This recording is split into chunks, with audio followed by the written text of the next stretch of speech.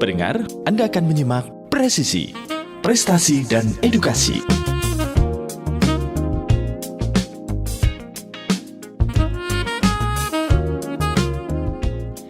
Bismillahirrahmanirrahim. Assalamualaikum warahmatullahi wabarakatuh. Radio kesayangan Anda, Persada FM, Pelan Pas Kita dan Keluarga. Siarkan kebenaran, tebarkan kasih sayang.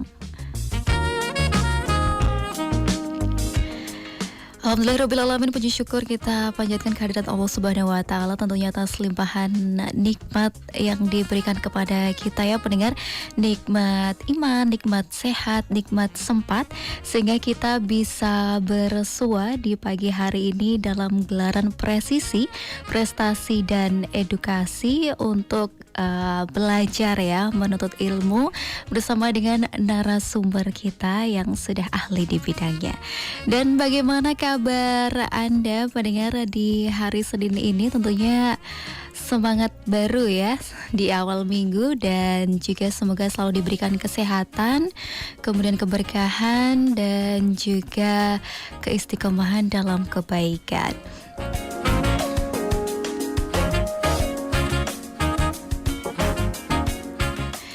Dan pendengar, Indonesia dikenal sebagai negara agraris ya, yang juga kita memiliki lahan persawahan yang luas dan tentunya iklim tropis yang juga mendukung begitu ya untuk melakukan atau melaksanakan pertanian begitu, dan begitu juga banyak masyarakat Indonesia yang berprofesi sebagai petani, bermata pencarian sebagai petani begitu. Nah, ini tentunya jadi peluang yang besar juga ya pendengar untuk Indonesia memiliki pertanian yang maju, namun sayangnya masih banyak tantangan begitu yang dihadapi saat ini. Nah, nanti kita akan bahas lebih lanjut pendengar di presisi kali ini.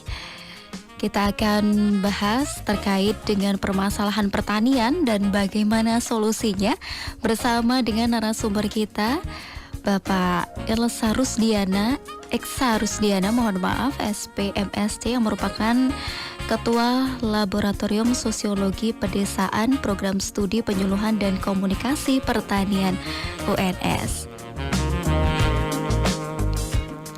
Ya, Anda bisa simak dan saksikan pendengar siaran ini via live streaming YouTube ya di 102,2 Persada FM, dan tentunya silakan Anda bisa tinggalkan tanggapan ataupun komentar ataupun pertanyaan ya di kolom komentar, ataupun bisa langsung telepon di 02716381123, SMS dan WhatsApp di 081393809000.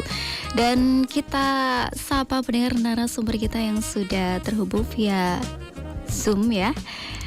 Kita sapa. Assalamualaikum warahmatullahi wabarakatuh, Bapak Eksa. Waalaikumsalam warahmatullahi wabarakatuh. Selamat pagi Kak Fiona. Kak Fiona, maaf. Iya, selamat pagi Bapak. Bagaimana kabarnya? Alhamdulillah baik dan semangat tentunya Kak Fiona. Kak Fiona sendiri bagaimana? Alhamdulillah. Juga semangat sekali sepertinya. Alhamdulillah kabar baik, semangat ini ya. Panggilnya Pak atau Mas ini? Terserah, mau Mas juga boleh. Mas Eksa ya. Iya. Bersama dengan Max Eksa begitu di hari Senin ini, tentunya semangat pagi ya, semangat baru ya. Mas Eksa akan berjumpa dengan pendengar, juga akan berbagi ilmu tentunya. Saat ini posisi berada di mana ini Mas Eksa? Ini masih di rumah di daerah Gondangrejo, Karanganyar. Oh, ada di Gondangrejo, Karanganyar ya.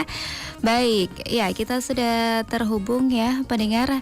Dan Mas Eksa, saat ini kan tentunya selalu ada perkembangan ya dari waktu ke waktu begitu, dan banyak faktor ya seperti iklim, kemudian juga kondisi faktor manusia sendiri begitu. Nah, ini berkaitan dengan pertanian ini, kondisi pertanian di Indonesia saat ini nih seperti apa? Baik, kalau kita berbicara tentang pertanian sendiri dan prospeknya, selama manusia itu masih memerlukan makan, kemudian kita juga masih makan tiap hari, sudah sarapan juga kan hari ini para pendengar Persada FM dimanapun Anda berada. Maka selama itu juga dunia pertanian akan selalu diperlukan untuk memproduksi pangan, untuk mensupport berbagai macam sumber-sumber pangan yang itu akan diolah menjadi berbagai macam olahan pangan, baik bagi manusia itu sendiri, dan setiap umur itu kan punya kebutuhan pangan yang sendiri-sendiri, baik itu usia balita, dewasa, remaja, bahkan sampai dengan orang tua. Itu memerlukan berbagai macam pangan, termasuk pangan yang siap konsumsi atau pangan yang kemudian perlu diolah, bisa diawetkan untuk digunakan pada pemenuhan makanan pada kondisi-kondisi yang umur simpannya lebih panjang lagi. Jadi selama manusia masih ada, kebutuhan pangan masih tetap diperlukan. Nah, di situ pertanian tetap diperlukan kehadirannya. Begitu Kak Diana. Ya, dan tentunya ini menjadi hal yang penting juga ya. Maksudnya juga peluangnya cukup besar begitu karena memang selalu dibutuhkan begitu ya oleh umat manusia begitu ya, Mas Eksa. Nah, kemudian kalau di Indonesia saat ini pertaniannya ini kondisinya seperti apa ini?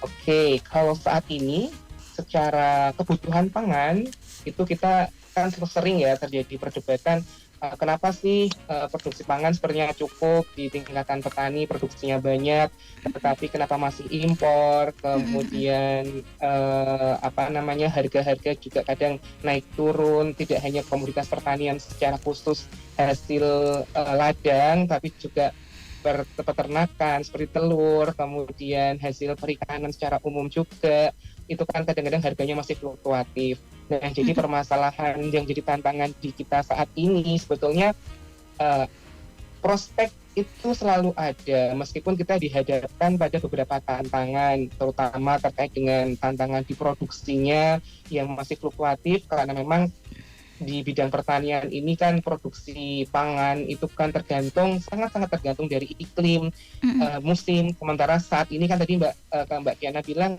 ada perubahan iklim, cuaca yang kemudian ekstrim gitu ya. Ya ini ikut berpengaruh juga pada produksi pangan. Ini tantangan di bidang produksinya juga, selain mungkin kadang pupuknya juga belum tepat waktu, lalu kemudian di bidang distribusinya kadang yang belum merata, kadang di satu sisi produksinya melimpah, harganya murah, sementara di daerah yang lain itu barangnya jarang, harganya juga mahal, dan sementara di tantangan di petani juga ketika tadi panen raya harganya turun, padahal pada saat harga naik konsumen mengeluh, sementara pada saat itulah petani sebenarnya sedang menikmati apa yang diusahakan selama ini. Jadi kadang polisi atau kebijakan terkait dengan penataan harga, kemudian juga distribusi pangan itu sendiri juga masih menjadi PR di negara kita. Maka sedikit nyinggung tentang pemilu ya, Pilpres di debat presiden kemarin itu kan terkait dengan masalah pertanian, pangan, itu menjadi satu topik yang seksi. Nah, sementara kita berharap di kalangan petani itu terkait dengan masalah pertanian, isu-isu petani ini tidak hanya menjadi bahan debat 5 tahunan sekali, tapi juga betul-betul harus bisa direalisasikan, Kak Fiana. Ini yang masih menjadi tantangan kita. Baik, berarti memang banyak sekali ya faktornya yang mempengaruhi begitu untuk meningkatkan produksi pangan itu sendiri ya ini Mas Eksa begitu, mulai dari iklim, kemudian distribusi pupuk yang kurang merata dan juga distribusi hasil panennya sendiri begitu ya. Nah, kemudian juga kebijakan begitu.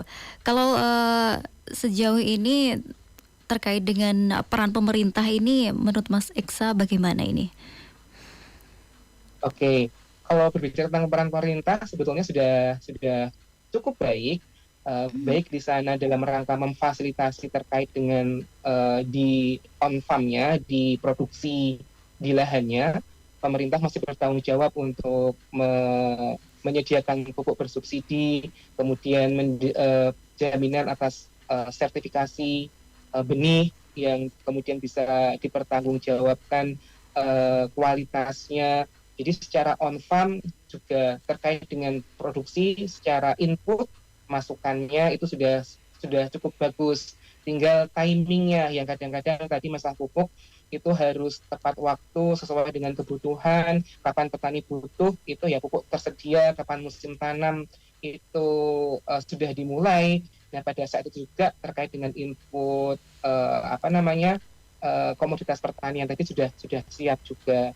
Nah, dari segi pembinaan petani maupun kelompok tani, karena negara kita masih menggunakan pendekatan pembinaan petaninya itu dengan pendekatan kelompok, sebetulnya pembinaan cita-cita pemerintah untuk menyediakan satu penyuluh di satu desa itu sudah ada spiritnya, meskipun aturan-aturan itu masih sering berubah, tapi kita akan berusaha, pemerintah sudah berusaha kembali supaya ada pemenuhan ke arah sana. Jadi secara SDM petaninya pun meskipun kita saat ini mayoritas itu masih didominasi oleh petani golongan tua, tapi pemerintah memberikan perhatian ke sana ya dengan pendampingan kelompok Gapoktan, gabungan kelompok tani, bahkan dikembangkan juga sekarang kelompok wanita tani, plus karena sekarang eranya generasi Gen Z seperti itu kan ada kelompok-kelompok milenial yang coba difasilitasi melalui kelompok Taruna Tani, terus juga ada rangsangan untuk startup di bidang pertanian yang harapannya bisa meningkatkan partisipasi di produksinya, peningkatan produksi maupun di distribusinya, pemasarannya dan sebagainya, dan harapannya regenerasi petani ke depan juga akan menjadi semakin baik. Artinya pemerintah sudah berupaya dengan baik ya, meskipun tetap di mana-mana ada beberapa catatan ya terkait dengan masalah timing waktu tadi yang barangkali bergeser, kemudian terkait dengan eksekusi program di lapangan yang perlu lebih bagus penataannya, ada seperti itu, Mbak Viana. Ya baik.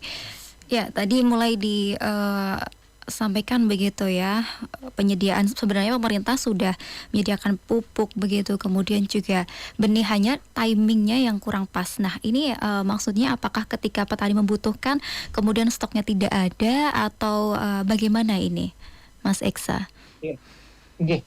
Kalau terkait dengan timing sebenarnya dari beberapa riset tidak hanya riset yang dilakukan oleh dosen, tapi juga riset dari skripsi mahasiswa yang kita evaluasi setiap waktu gitu ya. Ini kan penelitian skripsi kan meskipun masih latihannya mahasiswa, tapi ini kan bisa secara ilmiah, secara metode ilmiah kan diambil dengan baik juga, dengan kaidah atau prosedur yang bisa dipertanggungjawabkan. Nah, beberapa permasalahan seperti misalkan kan sekarang pendekatan pupuk itu kan harus melalui kelompok juga pengadaannya untuk fasilitasi perolehan pupuk itu. Nah, dalam hal ini pemerintah juga sudah melakukan yang namanya program Kartu Tani. Ya, Kartu Tani ini kan ibarat seperti sebuah ATM di mana petani itu ada saldo yang diharapkan mengendap di ATM Kartu Tani tersebut, sehingga pada waktunya nanti itu ada pupuk bersubsidi, nah tinggal diambilkan dari saldo tersebut. Nah, sayangnya beberapa tantangan di petani itu adalah kadang secara kuantitas itu keberadaan jumlah pupuknya belum sesuai dengan kebutuhan petani. Ya, misalkan secara kuantitasnya masih kurang, atau kadang-kadang waktunya yang beberapa kali dikeluhkan adalah mundur. Waktunya pupuk tapi kok pupuknya belum tersedia, belum turun. Nah, ini yang petani pada akhirnya harus mencari sendiri, dan harganya pun juga di luar atau bukan harga subsidi lagi. Karena memang karena memang pupuk itu kan nggak bisa ditunda lagi, sudah waktunya butuh harus segera dipenuhi, seperti itu. Begitu. Baik, jadi sebenarnya untuk mengatasi permasalahan timing ini ya, ini pemerintah itu sudah mengeluarkan kartu tani begitu untuk para petani tentunya. Nah, kemudian kartu tani ini sudah berlangsung berapa lama dan sudahkah ini efektif begitu, Mas Eksa? Apalagi terutama petani di Indonesia ini kan kebanyakan juga usianya kan sudah tua-tua gitu ya, kebanyakan ya. Nah, ini kan tentunya juga perlu update juga seperti itu. Nah, ini bagaimana? Oke, nah kartu tani selama 3-5 tahun ini kan sudah diupayakan semua petani terdata dengan baik ya, karena itu ibarat sebuah KTP, ini kan identitas dari petani, harapannya terregister di situ, terfasilitasi oleh para penyuluh, kemudian luasan lahan yang dimiliki petani itu berapa, kebutuhan pupuknya diprediksi itu berapa, itu kan sudah ada ukurannya. Dan sebetulnya kartu tani ini kan dipegang oleh petani, sehingga pada waktu mereka akan mengambil pupuk bersubsidi, itu kan sebetulnya mereka harus datang ke kios-kios atau ke unit yang sudah ditunjuk oleh pemerintah sebagai mitra penyaluran dari pupuk bersubsidi itu. Nah, cuman lagi-lagi kan petani kita yang kebanyakan generasi yang sudah berusia tua itu kan menggunakan kayak ATM itu kan masih satu hal yang menakutkan barangkali. Ini piye yang gunake gitu Iya, kan. hal yang Jadi baru ketika berarti ya. Mm-mm. sudah dikasih kartu tani itu, beberapa evaluasi di lapangan menunjukkan bahwa ya sudah, kartu tani itu diserahkan ke petugas yang memfasilitasi pupuk tadi, diserahkan PIN-nya juga seperti itu. Atau bahkan di beberapa kondisi di lapangan, si kartu tani ini ditinggal di kios itu untuk ya nanti pada waktunya ngambil ya tinggal ngambil begitu saja.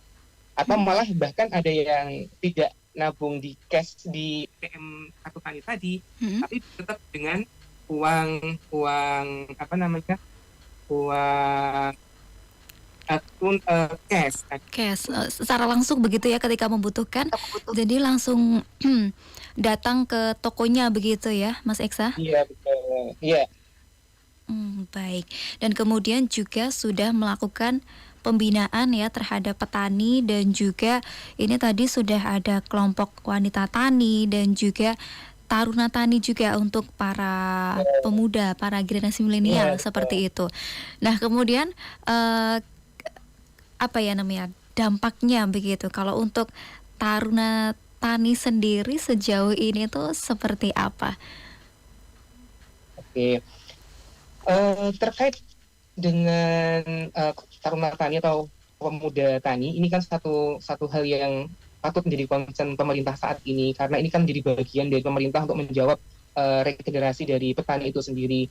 PR-nya kita saat ini adalah bagaimana membuat dunia pertanian ini ada regenerasi. Jadi tidak hanya didominasi oleh generasi yang berusia lanjut, tapi juga diminati, menjadi satu bidang yang diminati oleh anak-anak muda. Dan sejauh ini tetap ya, influencer seperti teman dekat, teman sebaya, atau komunitas itu menjadi satu saluran yang penting bagi anak-anak muda untuk terjun dengan passion atau dengan kesenangan yang sama. Maka keberadaan kelompok taruna tani, kemudian komunitas-komunitas kayak duta petani milenial yang dibentuk oleh Kementerian Pertanian, ini menjadi sosok-sosok yang penting untuk menginfluence, menularkan kepada anak muda bahwa prospek bisnis di bidang pertanian secara umum itu masih sangat cerah sekali. Baik pertanian dalam arti di on farm-nya, maupun kemudian terkait dengan komoditas seperti hortikultura, buah, sayur, tanaman hias dan sebagainya, itu sangat prospek sekali seperti itu. Dan pemerintah juga sudah banyak menggadang-gadang terkait dengan regenerasi ini melalui program misalkan wirausaha pertanian, ada hibah, bahkan ada pembinaan untuk duta petani milenial. Termasuk juga pemerintah punya concern untuk mengembangkan di kelompok taruna tani ini sendiri. Jadi tetap posisinya sama antara kelompok tani, kelompok wanita tani, kemudian ada taruna tani dan kelompok tani milenial, itu menjadi satu concern yang juga dikembangkan oleh pemerintah dan juga didampingi oleh para penyuluh di tingkat desa maupun di tingkat kecamatan. Baik, dan untuk kelompok taruna tani ini di setiap daerah seperti itu yang usianya muda semuanya harus ikut seperti itu, atau memang ada yang memiliki ketertarikan saja begitu untuk menjadi seorang petani begitu? Ya, hampir sama dengan kelompok tani ya, Mbak Yana. Eh, untuk bergabung ke kelompok tani itu apa namanya ya, sebetulnya yang namanya selama beliau adalah petani, kemudian itu bisa bergabung ke kelompok tani. Namun tetap ketika bergabung ke dalam suatu kelompok itu kan ada hak dan kewajiban yang harus diikuti karena dia lebih terikat dibandingkan dengan dia bertani secara individu atau bertani secara sendiri. Misalkan ada pertemuan rutin, ada pembinaan kelompok, melalui kegiatan penyuluhan, kemudian ada rapat kelompok. Nah, seperti itu ada kewajiban-kewajiban yang harus diikuti, termasuk misalkan ada simpan pinjam, harus ada iurannya di awal, harus simpanan pokok, simpanan wajib, seperti itu. Nah, kalau petani milenial atau taruna tani juga satu hal yang sama juga. Ada yang masih nyaman dengan berusaha secara sendiri atau mandiri, tapi ada juga yang bergabung dalam komunitas atau kelompok-kelompok. Bahkan mungkin kelompok itu tidak harus declare, tidak harus menyatakan bahwa ini adalah kelompok taruna tani, tetapi ketika dia bisa berbentuk komunitas, bisa dilegalkan menjadi kelompok taruna tani tadi. Jadi ketika sudah nanti legal dalam bentuk kelompok, terregister, terdaftar di sistem Simluhtan, sistem penyuluhan pertanian, itu mereka menjadi kelompok yang legal. Ketika pemerintah punya program-program untuk membantu pengembangan kelompok tani maupun kelompok taruna tani, itu mereka menjadi kelompok yang bisa diprioritaskan karena sudah terdaftar dan secara legal akta pendiriannya sudah sangat sangat sesuai dengan yang diharapkan oleh pemerintah, sesuai dengan aturan seperti itu. Mm-mm. Baik, dan tentunya juga tadi ya seperti yang disampaikan Mas Iksa tadi, influence. Jadi generasi milenial ini perlu ini lagi ya, lebih diinformasikan lagi begitu, diajak tentunya agar juga tertarik begitu untuk bertani tentunya. Nah, ini nanti kita akan membahas lebih lanjut Mas Eksa di segmen berikutnya. Kita jeda terlebih dahulu. Dan untuk Anda pendengar, silakan untuk Anda yang ingin bergabung bisa via telepon di 02716381123, SMS dan WhatsApp di 081393809000. Tetap bersama kami di Presisi, Prestasi dan Edukasi. Baik, saudaraku pendengar Persada FM dimanapun Anda berada, kita kembali di program Presisi, Prestasi dan Edukasi. Di edisi hari ini ya, bersama dengan Mas Eksa, kita membahas terkait dengan permasalahan petani dan solusinya begitu. Nah, silakan kami undang Anda ya yang ingin bertanya nih, silakan Anda bisa bergabung via telepon, SMS ataupun WhatsApp, bisa juga di kolom komentar ya di live streaming YouTube di 102,2 Persada FM. Dan Mas Eksa, kita lanjutkan perbincangan kita ya. Nah, tentunya banyak hal juga ya yang bisa menjadi ini faktor juga untuk meningkatkan pertanian yang ada di Indonesia. Nah, semakin berkembangnya zaman, kemudian teknologi juga. Nah, kalau untuk modernisasi di pertanian sendiri, nah ini bagaimana kira-kira kalau untuk dari peran pemerintah sendiri, apakah bisa nih untuk mendukung modernisasi pertanian di Indonesia begitu? Apalagi kan ini menjadi salah satu hal yang menarik juga ya, tentunya untuk generasi muda, karena dengan adanya modernisasi ini tentunya juga akan membuat ketika bertani itu menjadi lebih mudah begitu. Oke, baik, ini jadi tantangan juga ya di pertanian kita karena kita berharap salah satu indikasi dari pertanian yang semakin maju adalah penggunaan berbagai macam mesin ataupun teknologi yang membuat usaha tani atau di bidang pertanian itu menjadi lebih efektif. Nah, cuma kita harus flashback lagi bahwa pertanian di negara kita ini kan kebanyakan masih didominasi oleh petani yang lahannya itu sempit, kecil gitu loh, nggak luas ya. Jadi kebanyakan masih di bawah 0,25 hektar. Nah, kalau dengan pertanian dengan lahan yang sempit seperti itu, paling pol dengan teknologi ya, dengan traktor, kemudian untuk penggunaan mesin-mesin teknologi yang lebih besar lagi, misalkan harvester ataupun mesin untuk menanam padi dan sebagainya, itu masih belum efektif karena yang menggunakan ya hanya seorang dua orang kayak gitu kan, apalagi hanya sempit, masih mending dengan tenaga manual karena secara biaya masih lebih efektif dengan tenaga manual seperti itu. Dan sebetulnya pemerintah sudah memberikan ramuan terkait dengan pengelolaan lahan pertanian yang efektif ini. Salah satunya adalah dengan model corporate farming ya, atau bagaimana mengusahakan menggabungkan petani-petani yang lahannya sempit tadi menjadi satuan luas, hamparan yang luasannya itu sangat besar, kemudian dikelola secara berkelompok, secara corporate atau seperti perusahaan seperti itu. Jadi nanti masing-masing petani itu tadi luasan lahannya itu dianggap sebagai sahamnya mereka, perluasannya itu. Jadi mereka itu invest luasan lahannya tadi plus bisa menjadi tenaga kerja di situ dengan model corporate farming. Nah, tapi ternyata tantangannya ya tidak gampang juga karena petani masih marem gitu ya, masih modelnya itu seneng bahwa ini loh sawahku, ini loh sawah saya yang meskipun luasannya segini itu saya bisa menatap setiap hari, bisa nanam, saya bisa memastikan, mengontrol bolak-balik pagi sore dengan aktivitas rutin seperti itu petani kita masih kebanyakan masih nyaman dengan kondisi yang demikian ya.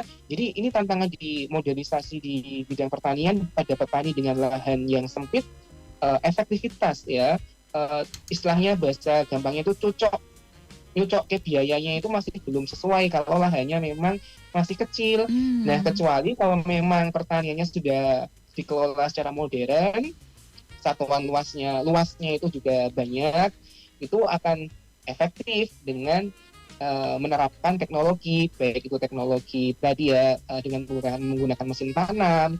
Kalau manual kan butuh banyak tenaga manusia, buruhnya banyak, tapi dengan mesin, dengan satuan luas ya mungkin satu hari bisa sekian puluh hektar selesai.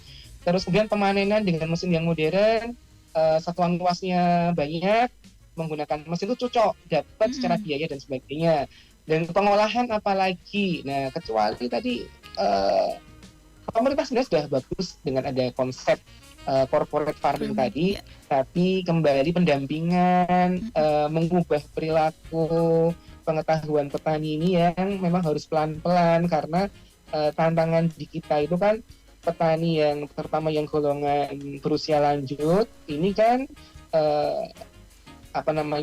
dapat pengetahuan bertaninya dari turun temurun ya. Jadi ini yang agak susah juga, jadi tantangan sih sebenarnya untuk bisa diajak berubah oleh para penyuluh pertanian yang mendampingi para petani di lapangan, di lahan seperti itu.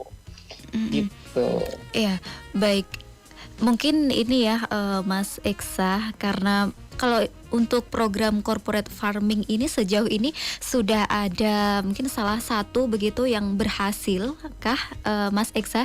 Jadi sehingga ketika ada yang berhasil itu bisa menjadi contoh juga nih untuk petani-petani bahwasanya memang program ini memang bagus begitu untuk dilaksanakan dan cukup efektif seperti itu. Ya, kalau contoh tentu sudah ada beberapa yang sudah sukses ya. Meskipun misalkan baru ke arah rintisan, seperti riset yang dilakukan oleh tim dosen di prodi kami, rintisan corporate farming di satunya di Sukoharjo itu sudah bagus juga. Meskipun tetap perlu pendampingan karena petani ketika diterapkan program seperti itu tadi kadang-kadang masih lahanku dulu yang sebelah mana ya, terus apalagi ya pengen nanam yang lain yang berbeda ketika misalkan pengen diusahakan oleh kelompok secara umum tadi itu. Jadi masih ada beberapa tantangan seperti itu, meskipun secara luasan bagi yang sukses itu memang pada akhirnya bisa dikelola secara maksimal juga dengan input yang lebih efektif, cocok biayanya tadi, pemasarannya juga dikelola secara kelompok tadi, sehingga harga harganya menjadi lebih lebih meningkat dibandingkan dengan misalkan ketika kita sebagai petani itu menjual hasil panen secara sendiri-sendiri itu kan biasanya dapat tekanan dari pangkulan. Mm-mm. Mau nggak mau dengan harga segini dia nggak punya kesempatan bernegosiasi. Mm-mm. Tetapi ketika ini loh dalam jumlah banyak kami mengusahakan dalam sekian luasan lahan sekian ton hasilnya, tengkulak tidak perlu lagi mencari barang atau komoditas pertanian itu ke banyak petani satu seperti itu, tapi sudah dapat banyak dalam satu waktu karena dikelola secara kelompok korporat tadi, itu akan jadi lebih efektif juga sehingga negosiasinya akan jadi lebih bagus juga. Syukur-syukur lagi ketika punya jaringan pasar yang lebih bagus, tidak hanya tengkulak kecil-kecil langsung ke misalnya pemasar utamanya Mm-mm. atau ke kemana seperti itu ya misalkan. Itu akan jadi harganya bisa lebih bagus lagi. Nah, sebetulnya kan beberapa pemerintah kabupaten seperti itu kan ada ya program-program yang sudah bagus mendukung, misalkan mewajibkan membeli beras atau produk pertanian lokal dari kabupaten, dari petani tidak di daerahnya. Nah, sebetulnya keinginan seperti ini, polisi kebijakan seperti ini akan bagus juga. Mm-mm. Jadi beras itu, misalkan ya contoh ya, beras itu nggak perlu muter ke Tangkulak, muter kemana lagi, ujung-ujungnya, misalkan berasnya sampai ke Jakarta, dari Jakarta dibawa ke Klaten lagi, padahal itu sebenarnya adalah beras dari Klaten atau dari Sragen. Nah, kadang-kadang permasalahan distribusi juga seperti itu, begitu. Baik, artinya memang sebenarnya pemerintah ini sudah berusaha begitu ya Mas Eksa ya, Ya, memberikan betul. program untuk memfasilitasi para petani ini untuk menciptakan pertanian tuh yang lebih maksimal hasilnya dan lebih efektif juga, lebih cucuk tadi ya. Nah, mungkin ini Ya. dari karena mungkin juga faktor masih banyak petani yang usia lanjut, jadi lebih lama ya prosesnya kita untuk mengubah mindset seperti itu. Nah, Iya. mungkin ini jadi salah satu yang menarik juga ya tentunya untuk para generasi milenial saat ini, bahwasanya memang sebenarnya pertanian itu juga menguntungkan. Maksudnya kadang kan kita ada nih yang masih berpandangan sebelah mata, aduh petani hasilnya berapa sih gitu, karena kan untuk pengelolaannya kadang kan juga banyak begitu. Nah, kemudian kalau untuk program yang lain nih, Mas Eksa, ini juga program yang menarik yang diberikan pemerintah begitu, ataupun yang bisa kita lakukan nih agar bisa meningkatkan pertanian, tentunya juga meningkatkan minat ya oleh untuk generasi milenial seperti itu. Oke. Nah, sebenarnya untuk generasi milenial ini juga perlu melek juga ya terkait dengan karena kan mereka kan juga makan. Mereka minimal tuh edukasi atau apa namanya istilahnya sekarang literasi terkait dengan bidang pertanian itu kan juga menjadi kebutuhan siapa saja termasuk generasi muda. Jangan hanya misalkan senang makan boba, minum boba, kemudian makan makanan street food, jajanan-jajanan yang ada di jalanan kayak gitu yang enak cepat saji, tapi mereka tidak tahu bahwa ini tuh diciptakan dari apa sih. Kadang-kadang mereka nggak tahu ya bahannya itu apa, terus dari tepung-tepungan, dan tepung-tepung ini kita menyadari misalkan kayak terigu itu tidak bisa tidak cukup diproduksi di dalam negeri, itu perlu impor. Nah, kesadaran literasi seperti ini yang perlu ditanamkan juga bahwa kita sebagai anak muda, sebagai masyarakat secara umum yang mengenal tentang pangan itu juga perlu mensupport produk-produk pertanian dari dalam negeri sendiri. Misalkan coba ya misalkan Mbak Viana tahu nggak bedanya misalkan beras impor dengan beras lokal, dari ukurannya saja, dari warnanya saja. Nah, kadang-kadang kan kita juga nggak tahu, nggak Iya, ngeh. sulit membedakan ya. Butuhnya berasnya besar, bagus, harganya murah Ya. gitu ya.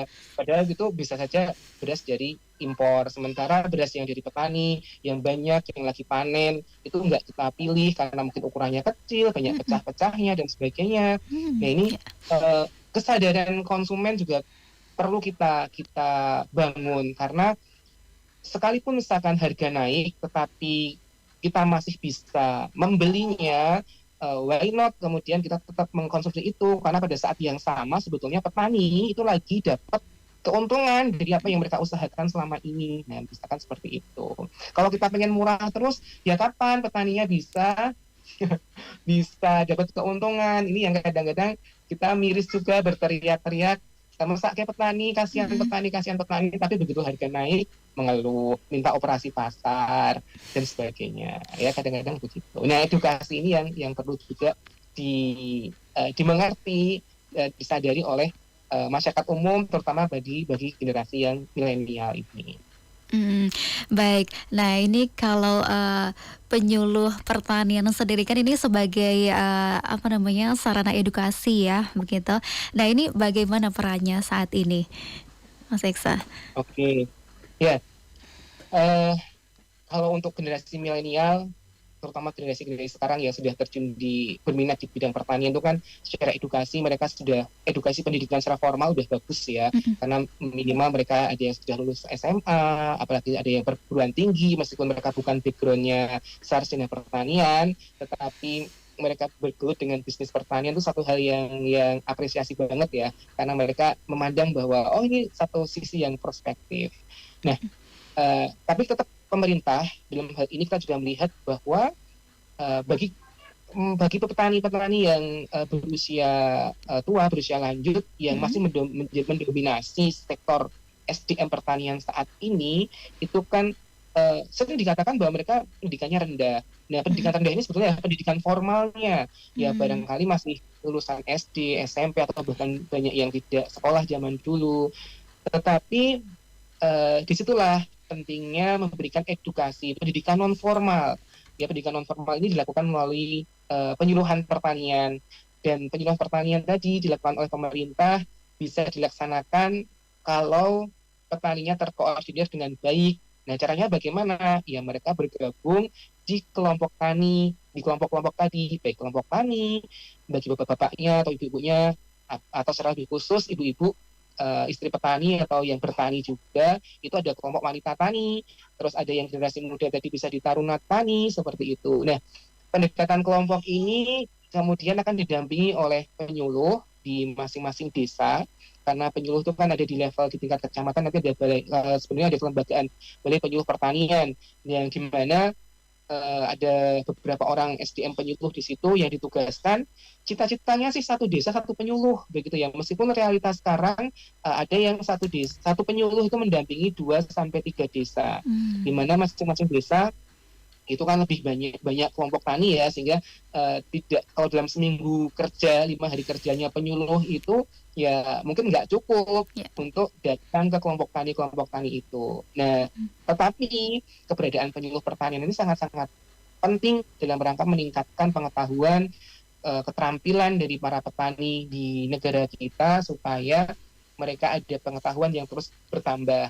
Apalagi kan kalau di generasi-generasi yang sudah berusia lanjut ini kan tantangannya juga tidak semuanya melek teknologi. Kalau Mm-mm. anak-anak muda petani milenial tuh wes buka HP, lihat Instagram, lihat media sosial, lihat YouTube, itu udah banyak banget pengetahuan di bidang pertanian yang sekarang udah sangat didukung banget ya, ada penyuluh, ada konten-konten kreator tentang pertanian, itu sudah bagus, sudah banyak. Nah, ini yang banyak bisa dimanfaatkan oleh anak-anak muda. Nah, cuman untuk petani yang belum melek teknologi dengan IT seperti itu, tetap penyuluhan pertanian hadir memberikan solusi dalam rangka meningkatkan eh, pengetahuan dari para petani itu sendiri.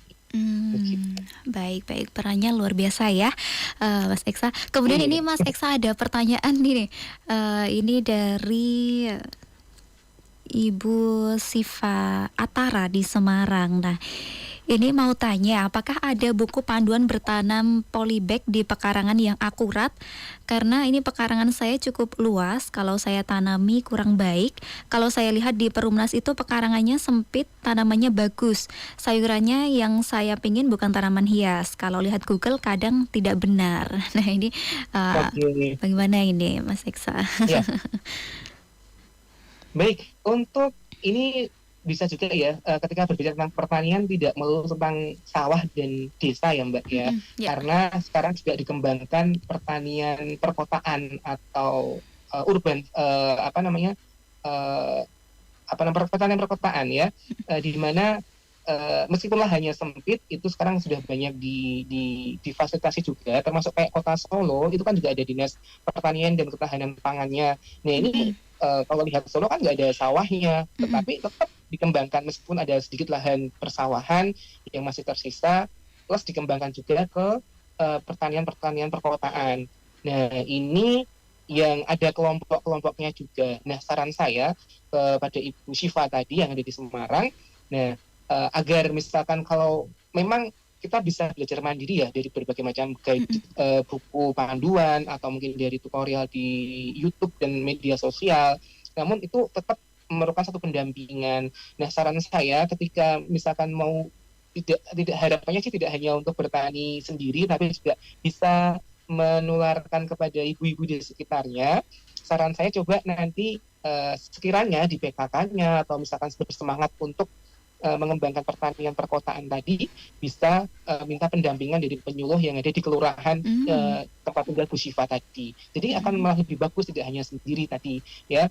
Apalagi lahannya punya lahan yang luas, itu nanti bisa ada penyuluh yang akan mendampingi di sana. Selain belajar dari satu e-book atau satu panduan dari buku, dari media sosial tadi, itu akan ada pendampingan. Jadi ketika ada masalah terkait dengan ini sudah sesuai dengan buku panduannya kok, ini sudah sesuai dengan tutorialnya, tetapi kenapa ya kok ada tantangan seperti ini? Kadang-kadang ada faktor lain yang tidak terbahas di tutorial tersebut atau di buku tersebut. Misalkan semua sudah sesuai dengan alur penanaman, tapi ternyata ada serangan hama tertentu.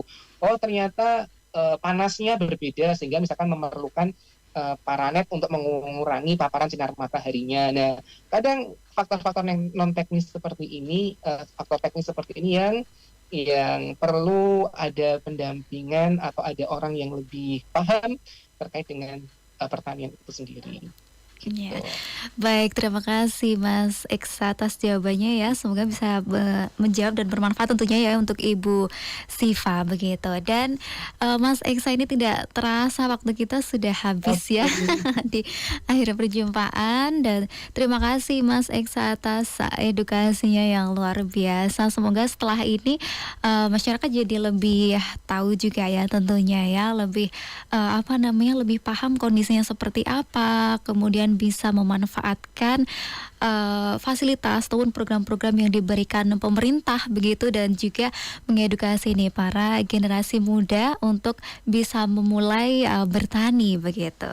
Baik, terima kasih Mas Eksa, semoga sehat selalu dimanapun Anda berada. Baik, Assalamualaikum warahmatullahi wabarakatuh. Waalaikumsalam warahmatullahi wabarakatuh. Terima kasih Mbak Fiana dan pendengar Persada FM dimanapun berada. Terima kasih. Ya, sama-sama. Pendengar, Anda akan menyimak Presisi, Prestasi dan Edukasi.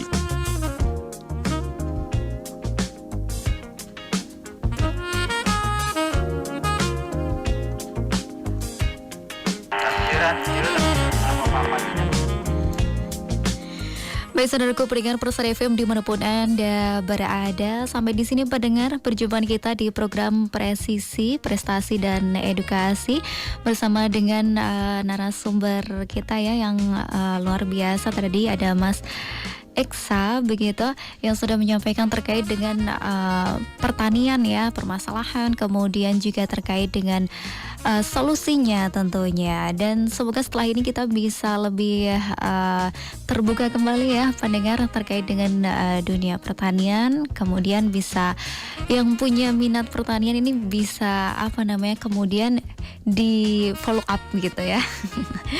Baik, saya Fiana Syifa pamit undur diri pendengar. Terima kasih untuk Anda yang sudah menyimak dimanapun Anda berada, dan terima kasih untuk